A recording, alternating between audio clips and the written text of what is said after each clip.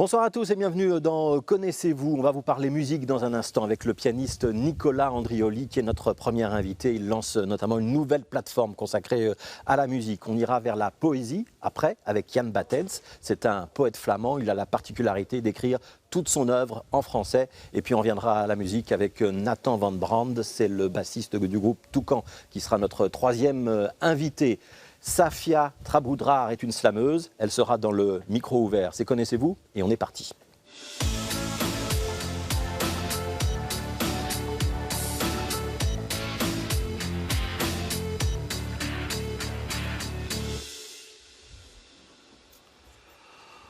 Bonjour Nicolas Andrioli. Bonjour. Comment est-ce que vous vous sentez en entrant sur un plateau de télévision? Bon, c'est agréable.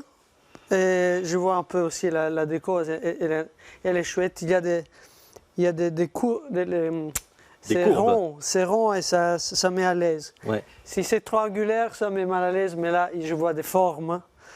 Et donc, je dois chercher ma place. Peut-être je suis au milieu, peut-être je me mets sur la gauche. Peut-être de l'autre côté. D'ici? Oui, voilà, par là. Okay. Ça, ce sera la meilleure place. Ah, ça, c'est la meilleure position. Oui, en tout cas, c'est plus facile pour bien vous filmer. Comment est-ce qu'on vous présente? Si je dis pianiste, ça, c'est facile. Ouais. Si je veux aller plus loin que pianiste, je dois dire quoi? Bon, quand on dit compositeur, ça fait un peu sérieux. Un compositeur, improvisateur, voilà. Ouais, vous êtes un peu modeste là. Parce que vous avez quand même écrit beaucoup de morceaux, que vous jouez, que d'autres jouent aussi. Vous avez écrit par exemple pour Philippe Catherine, on en parlera tout à l'heure, mais allez, vous avez une frustration de compositeur? Non, pas une frustration, mais quand je pense au terme compositeur, bah alors j'ai les grandes références, vraiment les grands compositeurs classiques. Voilà, c'est ceux qu'ils ont créé les bases de notre culture musicale. Et donc, déjà, si je pense à Bach, qu'est-ce qu'on peut ajouter de plus? Donc voilà. Ouais. Est-ce que l'idée que votre musique va rester et qu'elle va laisser une trace dans l'histoire et qu'on l'écoutera peut-être encore dans 10, dans 20, dans 50, dans 100 ans, c'est quelque chose à laquelle vous pensez ou pas?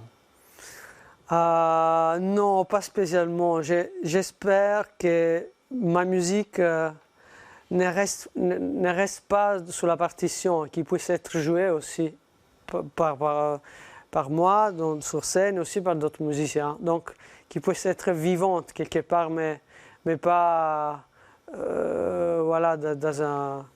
une librairie ou dans une bibliothèque. Ouais. Ça, c'est quelque chose qui ça me plairait beaucoup. Ouais. Vous êtes né à Brindisi, en Italie. Oui. Ouais, dans le sud de l'Italie. Comment est-ce que vous arrivez en Belgique, Nicolas? Bon, j'étais étudiant Erasmus. J'ai fait mes études de jazz au conservatoire CNSM de Paris. Et puis, ben voilà, il y avait l'opportunité de choisir un conservatoire pour 6 mois d'Erasmus. Et à ce moment-là, j'ai choisi Bruxelles. Et par ce moment-là, j'avais écouté un disque à la bibliothèque du conservatoire de Diederik Wissels. Que j'avais beaucoup aimé. C'est un autre pianiste. Hein? C'était un autre pianiste, compositeur aussi.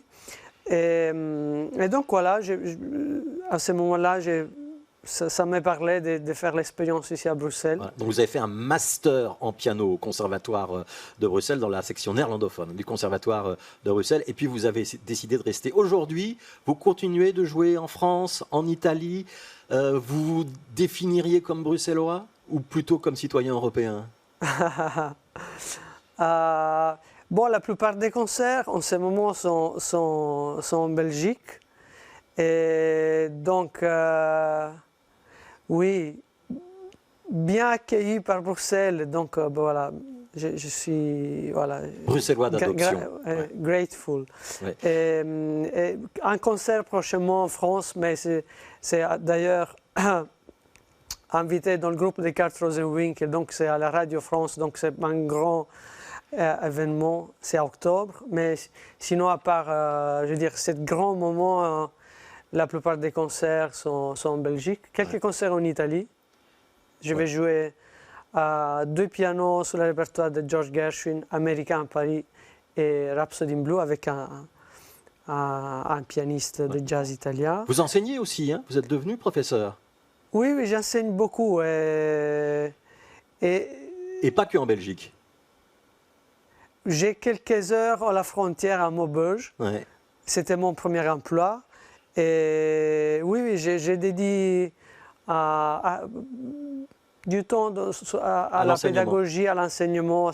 J'aime bien. Il y a un aspect social qui me nourrit. Ouais. Vous avez parlé de Kurt Rosenwinkel. Je propose qu'on écoute un peu de musique quand même dans cet entretien. On est là pour ça aussi. C'est un morceau qui s'appelle Tom's Garden. C'est un extrait d'un de vos derniers albums. On en reparle juste après. Ok.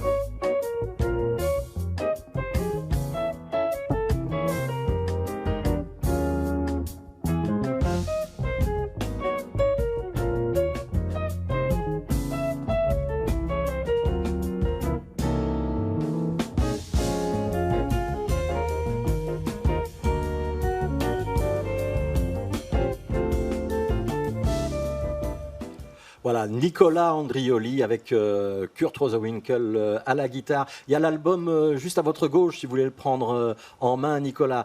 C'est un projet qui s'appelle Skylight, donc c'est votre trio Skylight. On peut dire que c'est votre projet un petit peu électrique au milieu de beaucoup d'autres productions plus acoustiques? Oui, oui, c'était un projet autour des synthés. À ce moment-là, je voulais un peu retourner à ma vieille passion pour les synthés analogiques.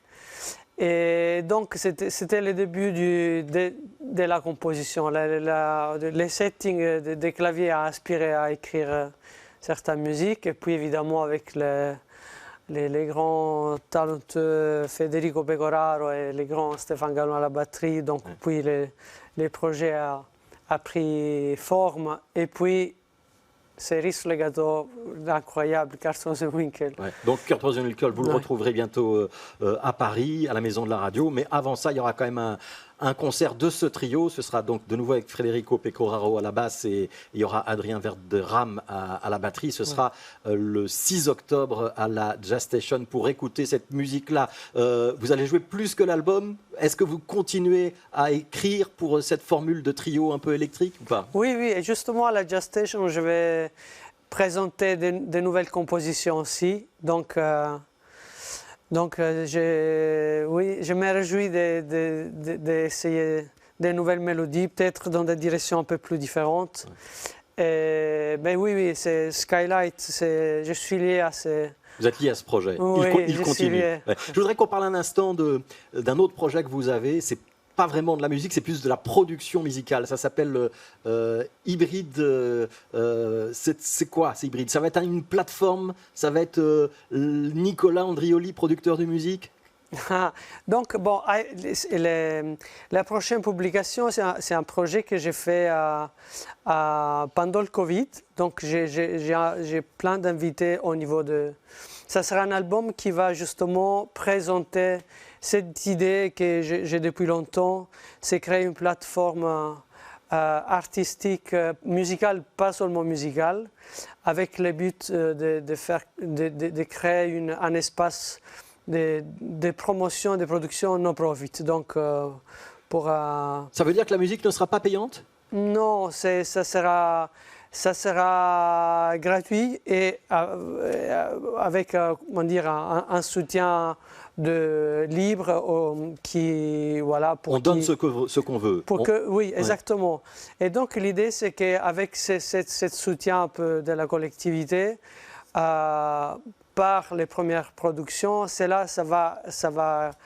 va créer, on va dire, le budget pour l'artiste suivant. Et donc, c'est l'idée justement de créer un réseau, de créer un mouvement sans aucun but. C'est important pour vous de vous dire que vous devez aider la génération d'artistes qui arrivent après vous. Il y a déjà des jeunes musiciens que vous avez repérés et dont vous dites, lui, je veux l'aider, je veux aider à le lancer un petit peu?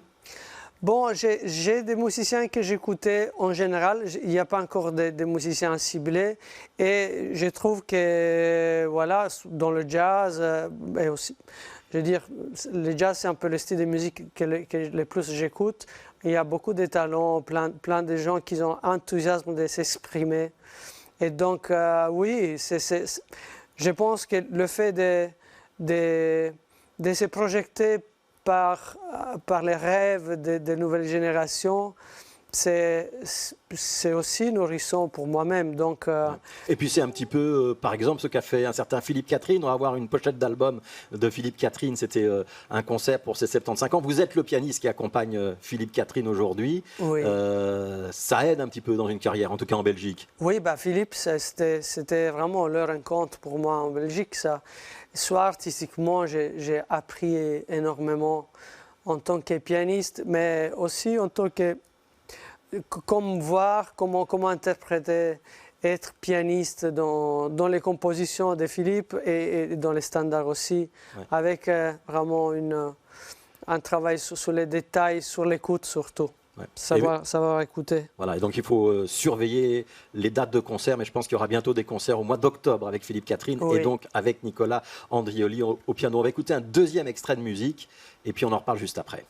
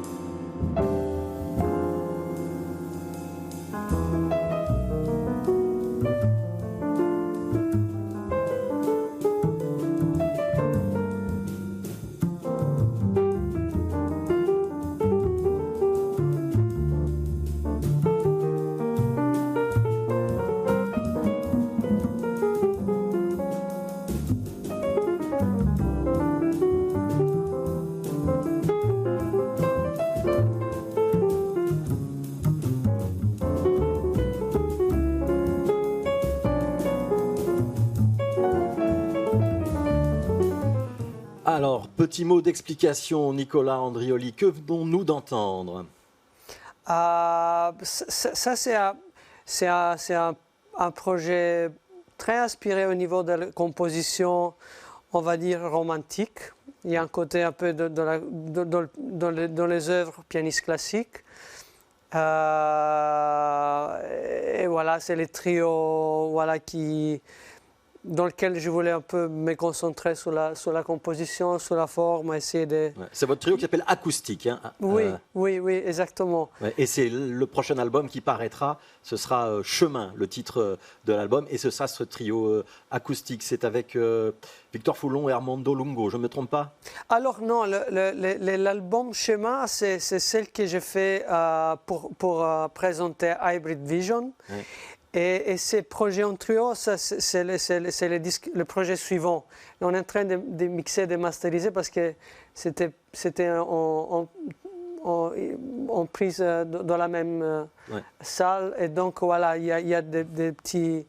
des petits ajustements encore des petits ajustements de micro, etc., des sons qu'il faut un peu régler. Ouais. Mais ça sera... Si je vous dis que dans cette musique, moi j'entends des sonorités qui me font penser à Ravel et à Debussy, vous le prenez comment? Ah bah, je le prends comme un compliment. Voilà, et on va signaler que ce trio acoustique, on pourra le voir en concert très bientôt. Ce sera le 19 novembre. Ce ne sera pas à Bruxelles, ce sera à Lepton, qui est un club de jazz qui se trouve à Ytre, mais donc c'est quand même pas très loin de Bruxelles. Nicolas Andrioli, il y a à votre gauche un livre. Est-ce que vous pouvez le prendre? Est-ce que vous pouvez me lire la couverture? Cahier des Granades. Il n'y a pas que ça. Retrait au noir, Jean Battens. Est-ce que vous connaissez Jean Battens? Je l'ai connu il y a quelques minutes. Oui, vous l'avez croisé au maquillage. Je vous propose de le découvrir un peu plus avant. Oui, avec plaisir. Eh bien, bonjour. Très bonjour. Jan Battens. Alors vous venez pas de la musique, on va parler d'une autre forme d'expression, on va parler de littérature et de poésie avec vous. Est-ce que vous pouvez vous présenter à Nicolas? Jan Battens, est-ce que vous pouvez vous présenter à Nicolas? Avec plaisir, avec plaisir. Comme vous le voyez, je n'ai plus 20 ans. Je suis actuellement déjà à la retraite et c'est une grande joie. J'ai travaillé quasiment toute ma vie comme prof à la KUL, mais en marge de mes activités professionnelles qui étaient des activités à plein temps. J'ai toujours écrit notamment de la poésie, pas uniquement de la poésie, et très souvent de la poésie écrite, enfin inspirée des différents déplacements, des voyages que j'ai faits au cours de ma carrière académique, disons, puisque, comme vous, je suis en quelque sorte une victime du système Erasmus. À un moment donné, on m'a envoyé à Grenade, il y a une bonne vingtaine d'années déjà, et j'y suis retourné chaque année. Au début, je ne savais pas du tout à quoi m'attendre, mais j'ai fini par apprécier, par aimer vraiment la ville. Et le livre que je présente aujourd'hui est en quelque sorte le résultat, le reflet de cette, disons, de ces passages finalement assez fréquents dans cette ville que tout le monde croit connaître, mais qui reste, je pense, à découvrir. Ouais. Est-ce que je peux vous demander de vous décaler 10 cm sur votre droite, Jan Battens, pour être bien devant le dossier, ce sera plus facile pour régler nos caméras. Si je dis de vous que vous êtes un poète néerlandophone, dont la particularité est que toute l'œuvre est écrite en français, est-ce que c'est correct? C'est tout à fait correct. Je ne pourrais pas le dire mieux que vous. Ouais. Comment est-ce qu'un néerlandophone décide d'écrire exclusivement en français? Parce que vous avez plus d'une vingtaine de recueils de poésie, vous avez eu plusieurs fois des prix. C'est quoi cet attrait pour cette langue-là? Je ferai je ne veux pas dire de méchanceté ou de choses négatives, mais je fais quand même une distinction entre, d'une part, la langue française, qui est un outil de communication, comme tant d'autres, malheureusement en recul dans toute l'Europe, voire dans le monde entier, ce que je regrette amèrement, mais on ne peut que l'observer. Je fais une distinction entre le français comme outil de communication et le français comme langue littéraire. Et c'est surtout, disons, de ce patrimoine littéraire français que je suis tombé amoureux et dans lequel j'ai essayé, c'est peut-être pas très modeste de le dire, de trouver ou de chercher ma place. Ouais.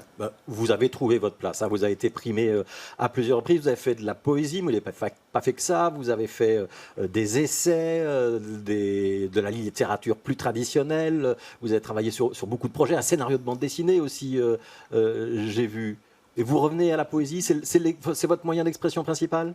Oui, oui, oui, certainement. Oui, oui, oui. Nicolas, est-ce que vous pouvez tendre le livre à Jan Battens? Parce qu'on a parlé de langue, de la qualité de la langue. C'est un vocabulaire très recherché, très fouillé que vous utilisez, Jan Battens. Je vous propose de prendre soit une page au hasard, soit une page que vous choisissez et de nous lire un ou deux paragraphes ou une ou deux strophes de votre poésie. Oui, puisque vous m'invitez à le faire, merci. Je tombe par hasard sur un texte qui rejoint exactement ce que vous venez de dire, donc cette question du vocabulaire recherché. Franchement, je ne suis pas du tout d'accord avec cela, puisque je tente malgré tout d'écrire une poésie, certes travaillée, mais tout de même lisible, accessible à quiconque accepte, disons, de lire la poésie.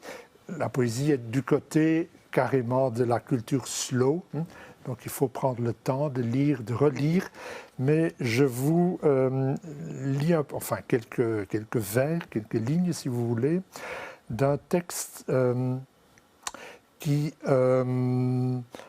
parle d'une visite au jardin de l'Alhambra. Tout le monde voit plus ou moins ce que c'est que le jardin ou les jardins de l'Alhambra. Et le titre du poème, c'est « Théorie de la relativité post-jardin ». Parfois, le mot juste est le mot qui manque, le mot parfait qu'on désespère de trouver. Parler juste, alors, c'est refuser les mots qui se présentent à l'esprit. C'est accepter humblement les mots usés passe-partout, sans portée ni teneur, que le lecteur se plaira à juger, à même d'être lu dans leur vrai sens. Donc j'ai vraiment ouvert le livre sans savoir sur quelle page j'allais tomber. Eh ben, vous savez quoi, Jan Battens, c'était la page que j'avais envie de vous faire lire. Mon Dieu. On est à la page 20, pour être très précis. Exactement, voilà. Exactement.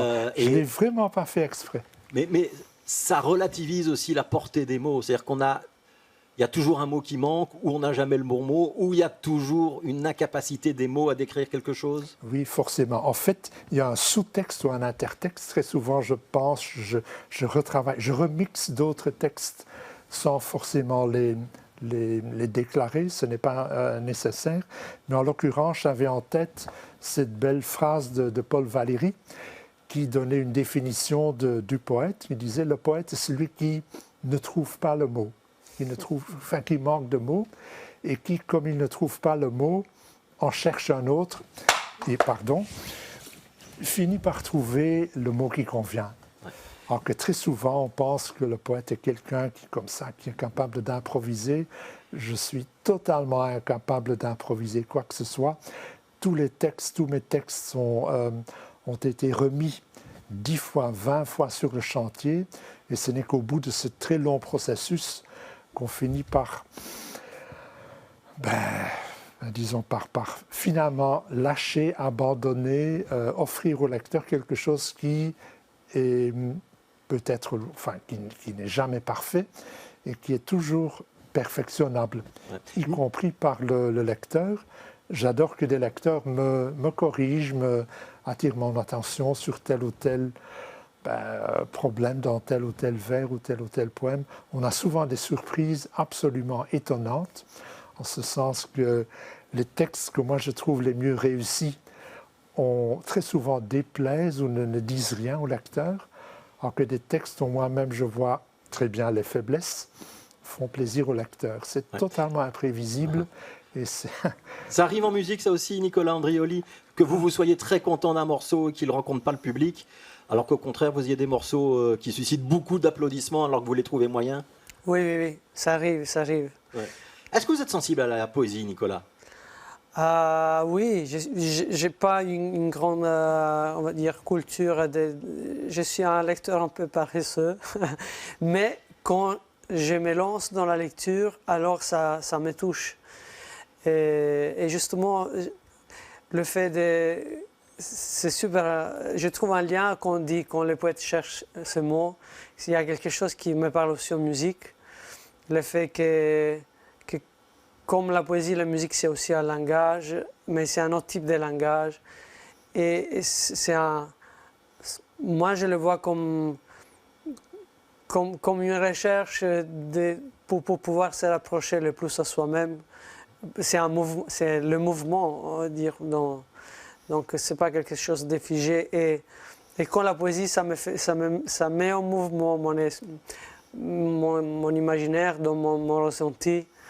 Alors, je rentre et je peux me lancer à lire beaucoup. Ouais. Est-ce que vous êtes déjà allé à Grenade, cette ville dont Jan Battens parle ici, en Espagne? Non, j'étais à Séville.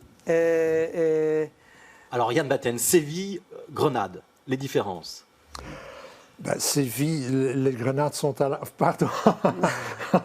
Excusez-moi du lapsus. Les différences sont à la fois quantitatives, donc la grande ville, c'est Séville. Toute proportion gardée, Grenade, en Espagne, n'est qu'une petite ville de province, mais les différences sont aussi qualitatives, en ce sens que Séville est une ville éblouissante, merveilleuse, ce qui, à mon sens, n'est pas le cas de Grenade. Il y a certes l'Alhambra, mais quand on connaît le château des Comtes à Gand, on connaît aussi l'Alhambra. J'exagère un peu, je noircis peut-être un peu le tableau. Sinon, Grenade est une ville agréable, intéressante, fascinante, passionnante, mais pas forcément belle. Donc il y a un mythe qui s'est construit depuis le romantisme autour de la ville de Grenade, qui, à mon sens, ne correspond pas à la réalité de tous les jours. Ce qui est intéressant dans vos poèmes, Jan Battens, c'est qu'on est par moments dans une description de choses très basiques de la vie quotidienne. Vous allez nous raconter votre visite au cinéma, vous allez nous décrire des scènes de rue. La poésie, ça doit s'inspirer du quotidien. C'est ça que vous avez envie de retranscrire? Absolument, absolument. Oui. Tout ce que j'écris part toujours de quelque chose d'extrêmement concret, donc des choses vues, vécues. Je tente de parler le moins possible de moi-même. Je crois que l'objet en poésie est tout aussi important que le sujet. Et j'aime beaucoup le quotidien, y compris dans ses formes les plus banales et parfois les plus inattendues en poésie. J'ai, il y a quelques années, par exemple, publié un livre sur le basketball, qui est mon sport favori. Et c'est un sujet qui... disons, laisser les amateurs de poésie un peu perplexes. Ouais. Vous aimez bien le sourire aussi, hein? Il y a des petits clins d'œil, il y a un peu d'humour dans certains de vos poèmes. Certainement. La poésie n'est pas...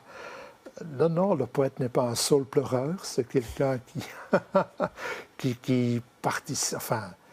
c'est un citoyen comme n'importe quelle autre personne qu'on pourrait croiser dans la rue. Et oui, le quotidien, pour moi, est vraiment essentiel. Et j'attache beaucoup d'importance. Et on revient, en quelque sorte, à votre première question sur le côté recherché de mon lexique, de mon vocabulaire, éventuellement de ma syntaxe.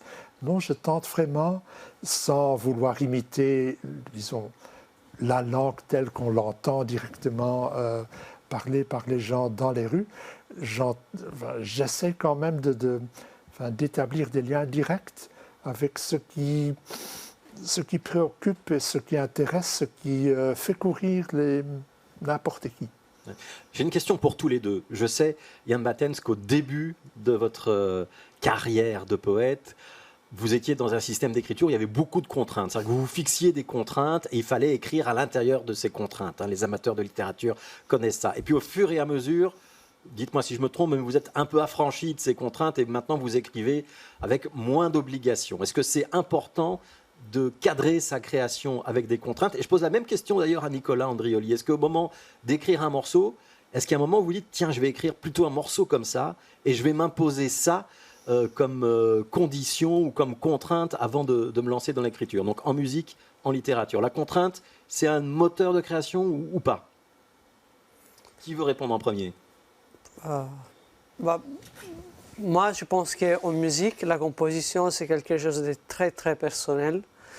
Et ça fait partie aussi d'un processus qui passe par la compréhension, la connaissance du langage, de ce qu'on a appris et de ce qu'on est prêt de laisser à côté. Donc c'est aussi une question de comprendre certaines choses et de dire ok, maintenant j'ai plus de courage, ou wow, j'ai trouvé cette formule ou cette mélodie ou cet accord qui est plus est prêt à mon imaginaire. Donc oui, dans les compositions classiques, justement, j'ai lisé un passage de Stravinsky qui disait quand je compose, je dois me créer une petite règle de jeu, c'est un petit cadre qui peut permettre d'aller au-delà de cette cadre. Donc ça fait partie aussi des techniques de composition musicale. Mais moi personnellement, quand je compose et la musique, voilà, je me reflète dans la musique. Ça devait être quelque chose de très spontané. Ouais. Du moment que je vais employer une technique ou quel que soit, j'arrête. Alors, parce que je le vois plutôt comme un exercice de composition. Mais quand si c'est une composition qui vraiment je peux me correspondre, c'est comme si elle vient, cette émotion vient de quelque chose au-delà de moi. Même si ça peut être très simple, très tonal, ou qui peut utiliser les techniques super utilisées. Mais voilà, comme si c'est un peu une photo de ce que je ressens en ce moment-là. Donc, vous êtes presque poète. Yann Battens, est-ce que c'est une photo de ce que vous ressentez, votre écriture? Non, pas du tout. Enfin, en partie. Disons que je cherche un équilibre entre les contraintes, donc le côté proprement technique de la composition, d'une part, et d'autre part, une forme de spontanéité. Personnellement, mais là je suis seul en cause, s'il n'y avait que la spontanéité, je n'écrirais que des bêtises. J'ai pu le constater à d'innombrables reprises. Dès que je me lâche un peu, le résultat, enfin ce qui sort de ma plume ou de mon stylo, parce que j'écris toujours à la main, c'est très important pour moi, le résultat est, dans le meilleur des cas, et les euphémismes sont faits pour s'en servir, c'est très bête. Donc j'ai vraiment besoin d'un cadre strict, il faut que je sache plus ou moins quels outils rhétoriques je vais utiliser pour faire tel ou tel poème sur tel ou tel sujet. Sans cela, je serais totalement perdu et je ne ferais que réutiliser, déclamer, reproduire mécaniquement les lieux communs qui circulent dans le discours, dans le langage de tous les jours. Donc, pour moi, les contraintes, c'est une sorte de garde-fou contre cela. Donc, je me mets en quelque sorte à l'abri pour me préserver non seulement de la bêtise qui m'entoure, mais de la bêtise qui est en moi, surtout en moi. Petit à petit, j'ai aussi appris à me libérer un peu de ce carcan. Ça pourrait devenir un carcan. J'ai pris un peu mes distances par rapport à cela pour tenter de glisser, enfin de maintenir un minimum de spontanéité. Cela dit, je suis totalement incapable d'improviser quoi que ce soit. Oui, ça vous différencie d'un musicien de jazz. Hein. Ce n'est pas le premier jet qu'on va lire. Cela dit, je pense qu'on ne peut improviser que lorsqu'on maîtrise parfaitement la technique de son instrument, de son jeu, etc. Ça s'appelle Cahier de Grenade, retrait au noir de Yann Battens. C'est aux éditions Tétralire.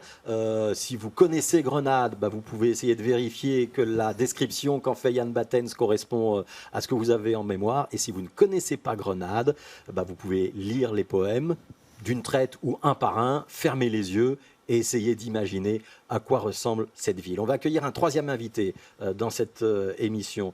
Il s'appelle Nathan Van Brand et on va parler à nouveau de musique avec lui.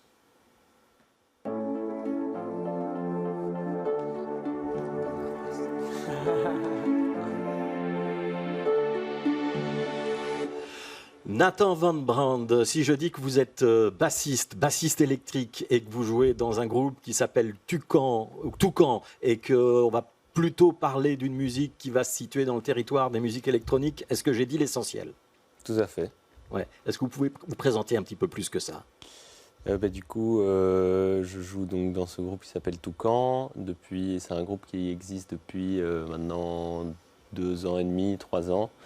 Et on a sorti un EP, un album. Et là, on fait de la musique qui est entre électronique, post-rock, jazz. Enfin, c'est un peu un mélange de nos influences et de ce qu'on a écouté. Et donc on est 4, c'est guitare, basse, batterie, clavier. C'est important de dire ça parce que vous parlez de musique électronique, mais avec des instruments qui sont en partie des instruments acoustiques. C'est ça. Je pense que la musique électronique, elle se situe plus dans nos influences et ce qu'on a écouté que vraiment dans le dispositif, parce que le dispositif, ça pourrait être un groupe de rock, ça pourrait être un groupe de plein de choses. On a beaucoup de synthé sur scène, mais je pense que c'est plus dans ce qu'on a digéré et ce qu'on a écouté que la musique électronique se retrouve, quoi. Dans l'esprit, dans le caractère un peu répétitif et dans les rythmes que vous utilisez? C'est ça. Ouais. On va écouter un extrait et puis on en reparle juste après.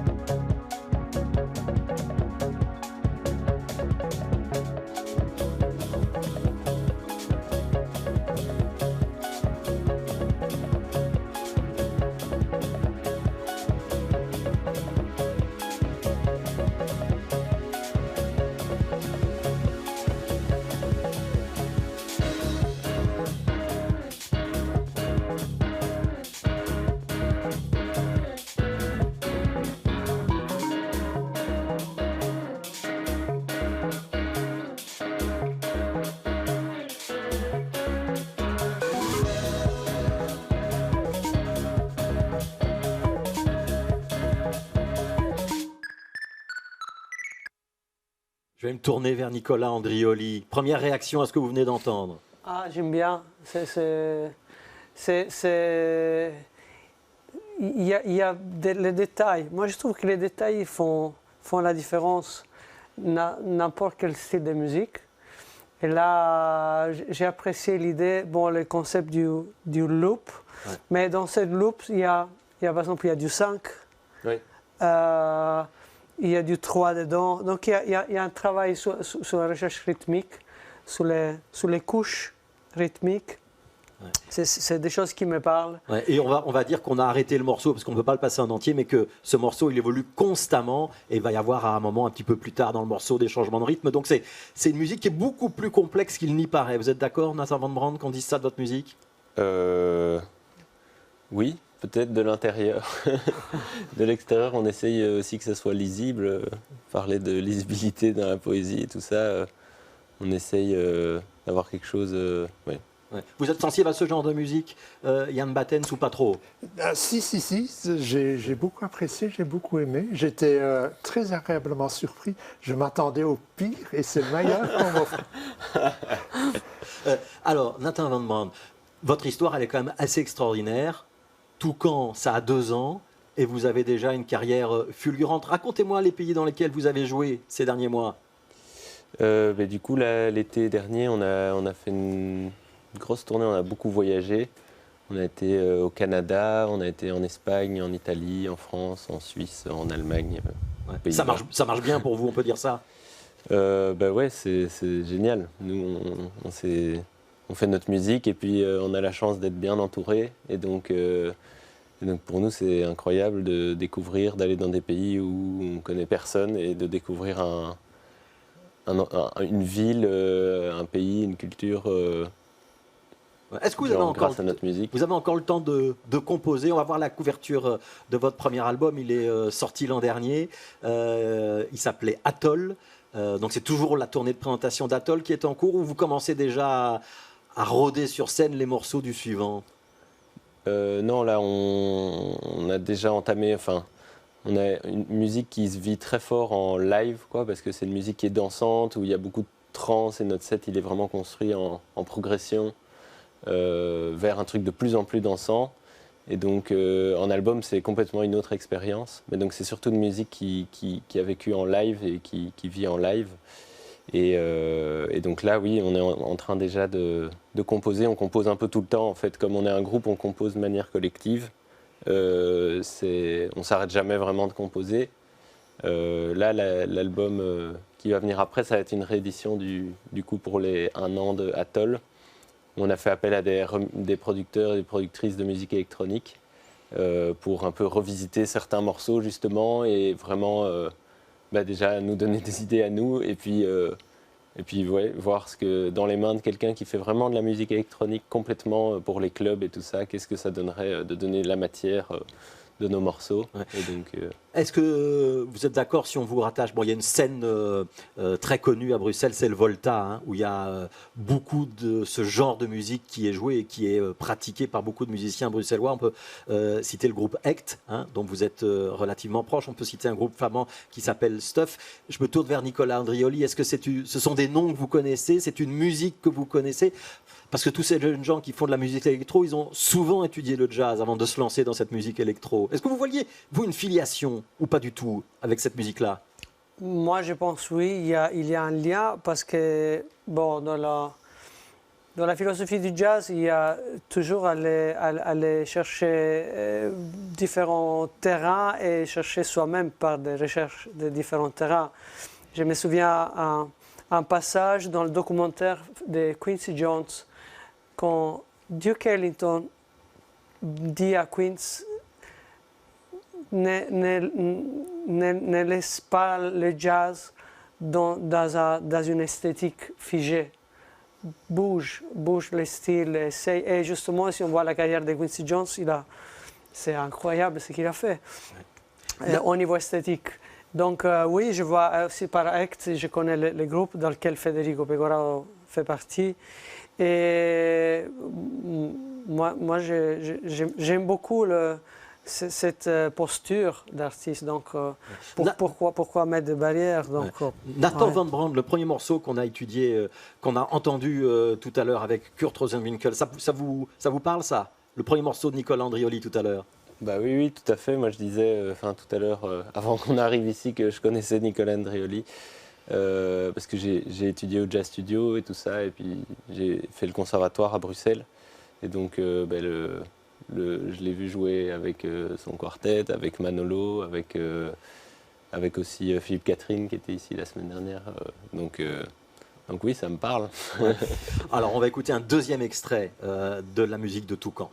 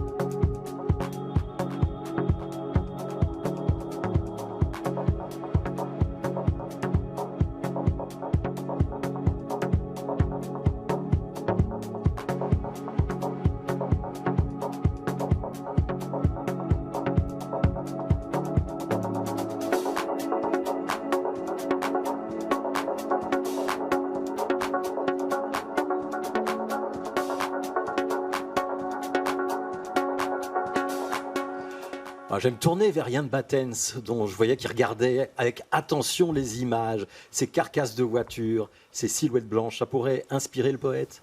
Absolument, absolument.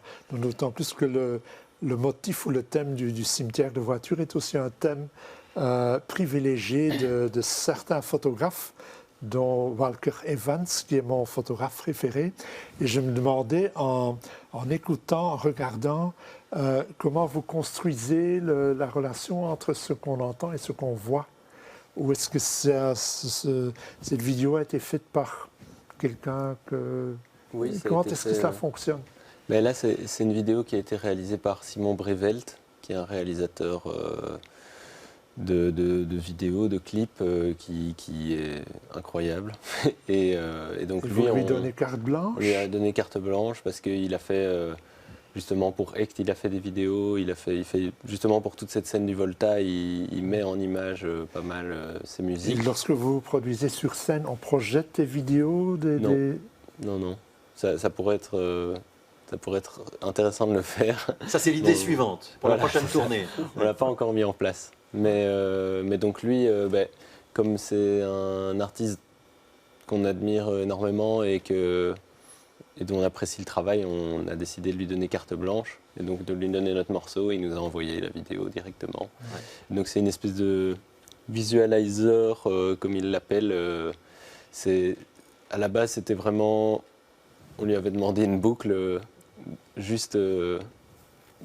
simplement entre guillemets, et il a fait cette vidéo pendant tout le morceau qui est bien plus qu'une boucle, où il se passe énormément de choses, et lui il travaille avec la 3D, avec l'intelligence artificielle. La synergie est parfaite entre le son et l'image. La question m'intéresse d'autant plus que beaucoup de poètes sont confrontés à la difficulté de passer de l'écrit, de la page à la scène. On est de plus en plus obligé de faire des lectures publiques, et très souvent ça se passe mal, voire extrêmement mal. Parce que les textes ne sont pas toujours faits pour être lus à voix haute, à la différence du slam. Là, c'est fait directement, et là, ça fonctionne infiniment mieux. Et puis, il y a tout le dispositif théâtral qui vient avec et qu'on gère mal, quoi. Ouais. Est-ce que vous êtes un groupe de scène, Toucan? Est-ce que, par exemple, la manière de se tenir sur scène, ce qu'on appelle le jeu de scène, est-ce que l'éclairage, est-ce que tout ça, ça vous préoccupe? Ou est-ce que vous êtes juste un musicien? Non, bien sûr, tout ça nous préoccupe beaucoup.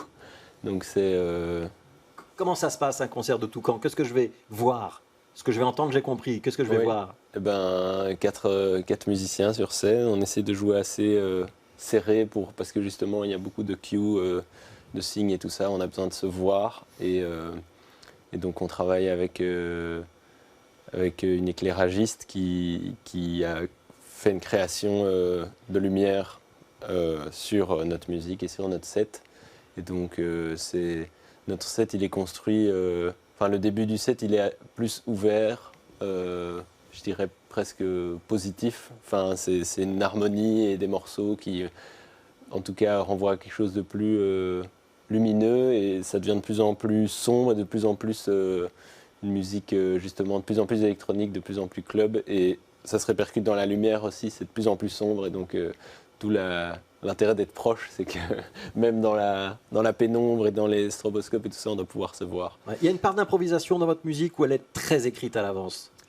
Au moment de la création, c'est complètement improvisé. Donc nous, on compose tout collectivement, et donc il n'y a jamais de papier, il n'y a jamais de partition, c'est essai-erreur, et donc on fait des grandes sessions d'improvisation où on s'enregistre, et on ne se donne aucune directive, et donc c'est complètement spontané, et c'est dans une réponse, c'est voilà, très hasardeux, et donc après on a des grandes plages d'improvisation, et on va réécouter, essayer de prendre des choses intéressantes, les assembler, puis faire les morceaux.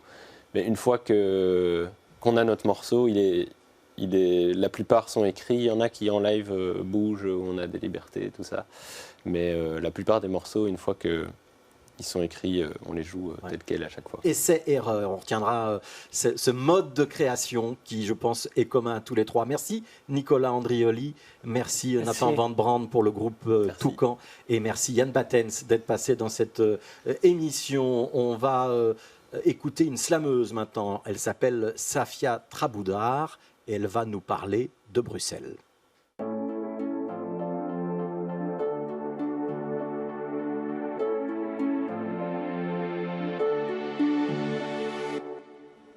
Me voilà invité chez BX1 pour slammer à l'écran. Qu'on m'entende, qu'on me voit, c'était un rêve d'antan. Maintenant, j'en ai plus rien à cirer. Mais l'invitation, je l'ai quand même acceptée. Vais-je saboter mon passage? Moi qui n'ai plus l'âge d'aimer briller, me faire remarquer, dire ce que je pense quand j'ai mal à la panse. Je laisse ça aux plus jeunes d'entre nous. Il vient trop tard ce rendez-vous. On me dira que j'ai tort, mais j'ai bientôt l'âge de Jésus à sa mort. J'ai vécu, j'ai guéri, j'ai été ressuscité de mon corps crucifié, de mes blessures, de mes amours, de mes déboires. Je n'ai plus soif de rimes, mais essayons de vous donner à boire. Etterbeek, samedi 17 novembre 1990. J'essaie toujours de gravir la pente. 17 comme on n'est pas sérieux quand on a 17 ans. J'ai longtemps conservé mon âme rêveuse d'enfant. Novembre comme scorpion et vierge effarouché qui pique, qui provoque, qui ne peut s'empêcher comme des tics et des tocs. 1990, j'arrive dans ce monde. C'est mon prélude. 1 an avant l'abolition de l'apartheid en Afrique du Sud et 1 an après la chute du mur de Berlin. Au carrefour de combats et symboles forts qui n'ont pas été vains. Bruxelles, plus de 30 piges que j'ai foulé ton bitume. Je me suis engagée à la force de ma plume. Je suis invitée ici dans un média. Ici, plutôt sympa. Mais j'aimerais bien parler des dégâts.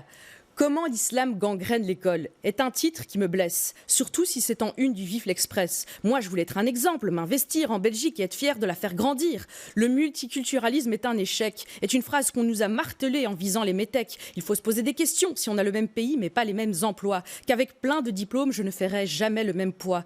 Qu'au sein de Bruxelles, il y a des écoles d'élite et des écoles poubelles, à quelques minutes l'une de l'autre, qu'on nous a parlé de nous et de vous en les nôtres et en les vôtres.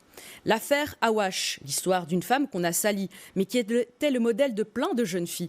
Un président de parti avait tweeté que ne servait à rien son diplôme de Solvay. Malgré cela, Ihsan croit encore en la Belgique. Elle continue à se battre pour le vivre ensemble. Elle avance, elle sourit, elle enjambe. Moi, des années 90, j'en suis nostalgique. Faire carrière ou porter le voile, je ne veux pas choisir. Me taire, me terrer, me ternir ou tenter de survivre dans le communautarisme.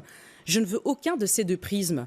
Je ne veux plus briser mon âme. Aux politiques et aux médias, j'accuse et jette le blâme d'avoir fait son beurre et son buzz sur des identités écorchées.